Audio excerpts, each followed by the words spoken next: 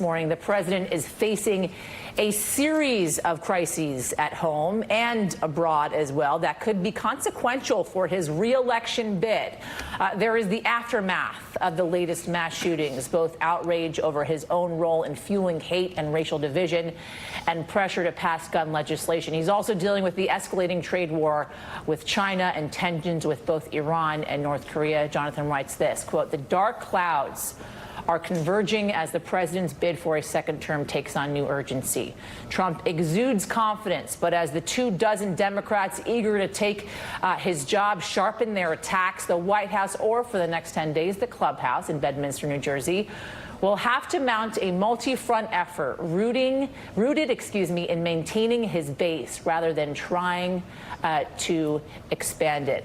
Heilemann, the president taking on a lot, to say the least, over the next 10 days. The question is, what is he going to deal with first? Does he deal with stuff that is resulted from the shootings over the weekend? Does he deal with Iran, as we have not been necessarily covering continuously for the last couple of weeks because of the shootings, but still a lot of mounting situations in the Middle East as well? The president heads off basically on vacation now with the fullest plate imaginable, and with the country still, I think, Doris, in a state of shock and anguish, and with the dawning realization for a lot of people that despite all the noise about gun safety and people talking about the House coming back in and pressure on Mitch McConnell, there's still, I think, a deep sense for a lot of people, a kind of aching sense that maybe again we're going to have another horrible shooting, in this case 2 of them, and that nothing is going to change.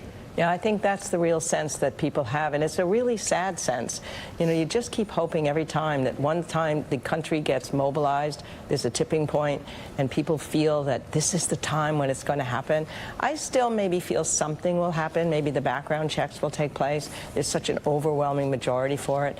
But what I keep looking back on, this role that the president takes as consoler-in-chief, it's a really important role in our country, and it's not simply for natural disasters. I mean, the interesting thing I found out, which I hadn't known before, even about my dead presidents, is in the 19th century, they didn't go to natural disasters. The earthquake in San Francisco, Teddy Roosevelt didn't go. 2,000 people dying in a Johnstown flood. Benjamin Harrison didn't go. It wasn't thought to be the president's responsibility to go to a local area.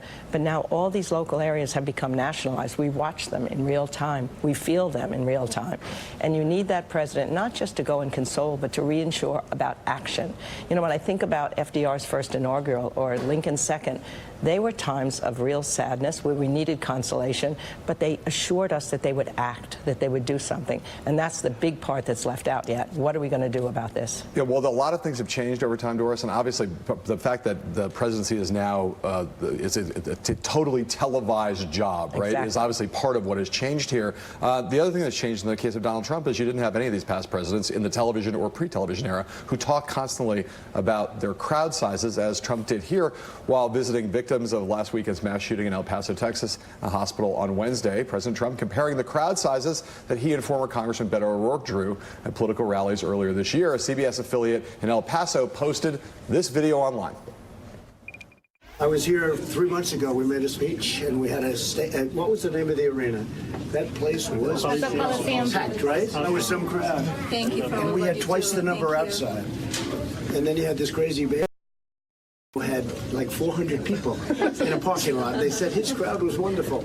That's a sociopath. So, well, that's a sociopath who literally is in a hospital. And let's point out that the 8 patients that are in there did not want to see him. Right. That is sociopathic behavior, to go into a hospital after a mass shooting where people are fighting for their lives and to be talking about your rallies and your competitors. That is a human being with no capacity to feel. Well, I will say this, just to say one thing. I was down in El Paso on the day that Trump had the rally and that Beto O'Rourke had the rally. I was at that Beto O'Rourke rally. There were about 10,000 people there. So just to clarify, I know that was reported widely, but the fact is, having actually been an eyewitness to it, it wasn't 400, it wasn't 4,000, it was about 10,000 people. And Yasmin, I ask you, that now gives us a window into Donald Trump's day in Dayton and El Paso. In Dayton, he went, he was not allowed to, close press. No reporters were allowed to witness anything he did.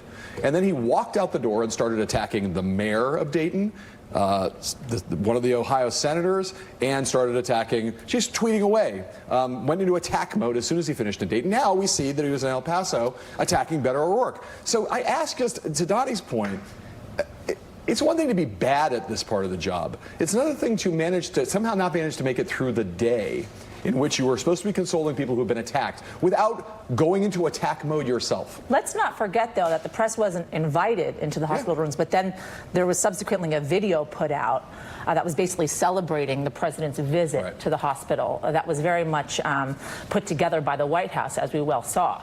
My question, though, to Noah is, how is this, or will this affect his base? Will this affect Trump's base? Will they see it as the fact that this president is not comfortable in a position as consoler in chief? He is not being empathetic to the victims of these horrific crimes place over the weekend. He's talking about himself inside of this hospital versus reflecting on what took place in this country over the last week, over the last years, really, and what has happened in this country.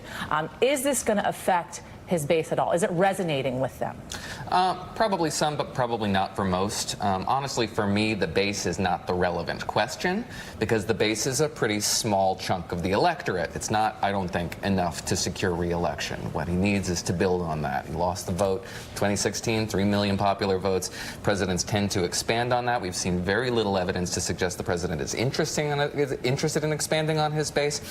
He is rescued in part by negative partisanship, by Republican voters, conservative voters who are frustrated by the Democratic Party and their messaging, but the president himself is not making an affirmative case for himself. I think the real question is, at some point, leaders have an ambition for self that gets transformed into an ambition for the greater good. We've seen that in all our presidents. When Teddy Roosevelt first went in, he was kind of arrogant, and he saw decrepit tenements. He saw what it was like to live in the slums, and suddenly that empathy, fellow feeling, he called it, developed within him. After FDR's polio, he became a much deeper person who wanted to deal with other people to whom fate had dealt an unkind hand. Where is that transition here between the ambition for self and that ambition for the greater good? You keep waiting and waiting. Well, I ask you, Doris, is it reasonable to keep waiting? I mean, I think it's fair to say that many presidents have grown in office. But Teddy Roosevelt, as far as I know, neither Teddy Roosevelt nor Franklin Delano Roosevelt was routinely referred to as a sociopath, as Donnie called Donald Trump just now. They evolved in office, but neither of them spent years in office with people asking the question of whether or not they were mentally ill, which is what people have said about Donald Trump pretty much throughout the entire time he's been in the White House. So is there any reason we should think that, it seems like kind of a ridiculous hope that Donald Trump is going to change it all? Well, the real problem is that the way you evolve in office is you get experience by seeing other people and learning about them. That means you'd have to go beyond your base.